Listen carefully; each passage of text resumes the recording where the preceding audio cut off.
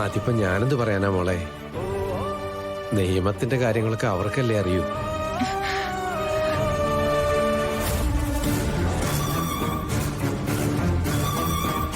എന്താ വക്കീലേ, സുഖാണോ? നിങ്ങളെപ്പോലുള്ളവരൊക്കെ ഉള്ളതുകൊണ്ട് തൽക്കാലം കുഴപ്പമില്ലാതെ അങ്ങ് പോകുന്നു. എന്താടോ മൂർത്തി, എന്താ എന്റെ ഉദ്ദേശം? ഞാനെന്താ ചെയ്യണ്ടേ? എന്റെ പൊന്ന് സാറേ, വേറെ ഒന്നും വേണ്ട. വക്കീൽ സാറ് ജാമ്യത്തിന് വേണ്ടി അതിശക്തമായി വാദിച്ചു. സാർ ഒരു കാരണവശാലും വിട്ടുകൊടുക്കില്ല എന്നും പറഞ്ഞു. അതിനെ ചൊല്ലി ഞങ്ങൾ തമ്മിൽ ചെറിയ സംഘർഷം ഉണ്ടായി.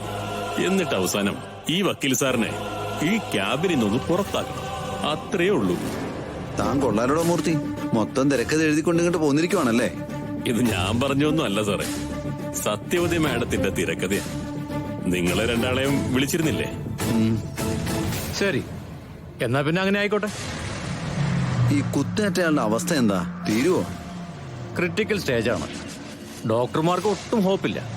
എന്ന് പറഞ്ഞ നിങ്ങൾക്ക് ശ്രീനിവാസനെ എത്ര സമയം കസ്റ്റഡി വെക്കാം എന്നതിനെ കുറിച്ച് നിങ്ങൾക്ക് ഓരോ ഉറപ്പുമില്ല അല്ലേ? യെസ്.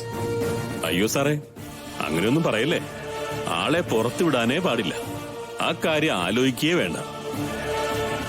സ്റ്റേഷന്റെ അകത്ത് വന്നിരുന്ന് നിയമം എടുത്ത് അമ്മാനാടുന്നത് ഇപ്പൊ താനാണല്ലോടോ മൂർത്തി.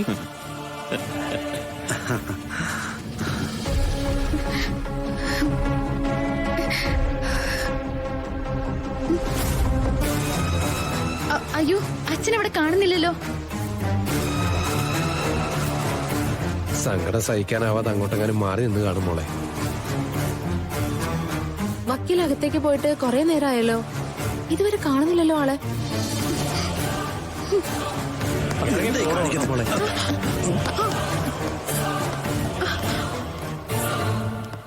അഡ്വക്കേറ്റ് ആണെന്ന് പറഞ്ഞ എന്റെ ഡ്യൂട്ടിയിൽ അവിടെ വന്നാലുണ്ടല്ലോ. തനിക്കെന്നോ കാര്യം പറയാൻ മനസ്സിലാവത്തെ? സാറേ, സാറിന്റെ ധിക്കാരം എന്റെ അടുത്ത് കാണിക്കണ്ട. ഞാൻ കുറെ പോലീസ് സ്റ്റേഷനും പോലീസുകാരെയൊക്കെ കണ്ടിട്ടുള്ളതാ. നിയമം നന്നായി പഠിച്ചും അതിന് കഴിവ് തെളിയിച്ചുകൊണ്ടൊക്കെ തന്നെയാ ഞാൻ ഈ പൊസിഷനിൽ എത്തിയത്. ഇനി എനിക്കെന്താ ചെയ്യാൻ പറ്റുമെന്ന് നിങ്ങൾക്ക് ഞാൻ കാണിച്ചുതരാം.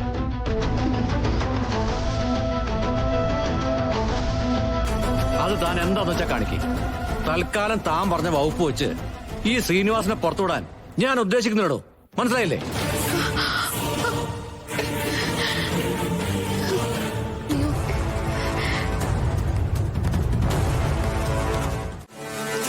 ഹലോ, എന്തായി മൂർത്തി?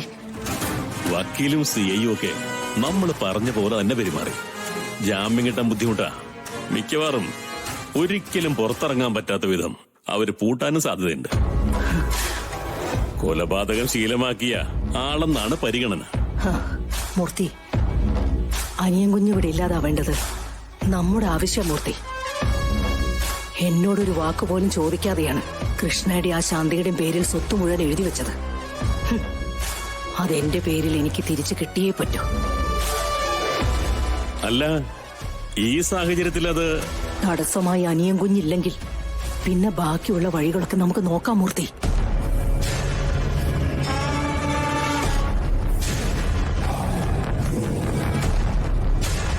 അനിയൻ കുഞ്ഞ് എന്നെ സ്നേഹിച്ചിരുന്നെങ്കിൽ മൂർത്തി, ജീവിതകാലം മുഴുവൻ അവനെ അനിയനായി ഞാൻ കൂടെ കൊണ്ടു നടത്തേനെ. പക്ഷെ അവന്റെ ആഗ്രഹങ്ങൾ വലുതായിപ്പോയി. അവൻ അവന്റെ മോളെ വേണം, എന്നിട്ടെല്ലാം മോളുടെ പേരിൽ എഴുതി വെക്കണം. അതൊന്നും നമ്മൾക്ക് സമ്മതിച്ചു കൊടുക്കാൻ പറ്റില്ലല്ലോ. കാര്യങ്ങളെല്ലാം കറങ്ങി തിരിഞ്ഞ് സത്യവതി മാഡത്തിന്റെ അടുത്തോട്ട് എത്തിയില്ലേ? ആ, ഇനി കോടതിയുണ്ട്. കോടതിയിൽ വിചാരണയുണ്ട്. അതും കൂടി ഒന്ന് കഴിഞ്ഞു കിട്ടിയ സമാധാനായി. താൻ ഫോൺ വെച്ചു, ബാക്കി വന്നിട്ട് സംസാരിക്കാം. ആ ശരി.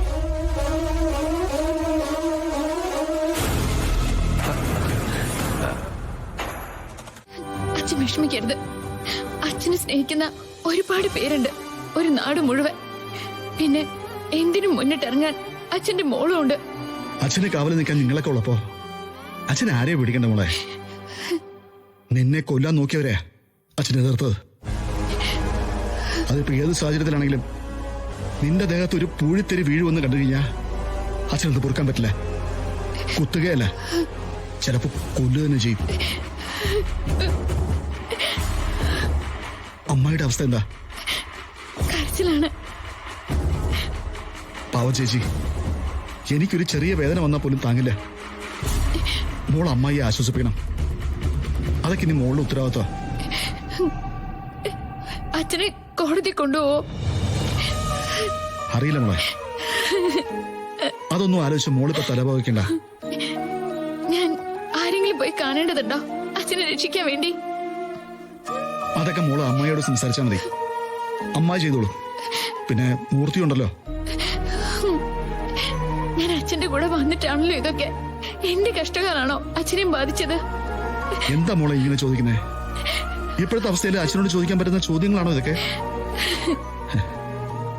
മോളെ, നീ അച്ഛന്റെ ജീവിതത്തിലേക്ക് വന്നപ്പോ മുതല് അച്ഛന്റെ ജീവിതം സ്വർഗതുല്യമായിട്ടല്ലേ ഉള്ളൂ. അല്ലാതെ അച്ഛനെന്താ വീഴ്ച? പിന്നെ ഇത് തെറ്റ് കണ്ടാ പ്രതികരിക്കാന്നുള്ളത് എന്റെ രക്തത്തിൽ അലിഞ്ഞു ചേർന്ന കാര്യ. അതും പ്രത്യേകിച്ച് നമ്മുടെ കുടുംബത്തിനകത്ത് കയറിയിട്ടാവുമ്പോ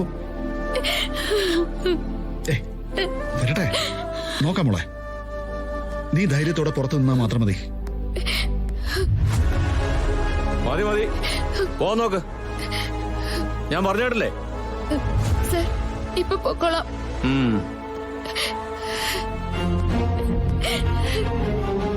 അച്ഛ, ഞാൻ പൊക്കോട്ടെ. അതെ, അച്ഛനില്ലാത്ത കിടന്ന് വേദനിക്കാണെന്ന് കരുതി മനസ്സ് വിഷമിപ്പിക്കരുത്. അച്ഛനെല്ലാം നേരിടാനുള്ള കരുത്തുണ്ട്.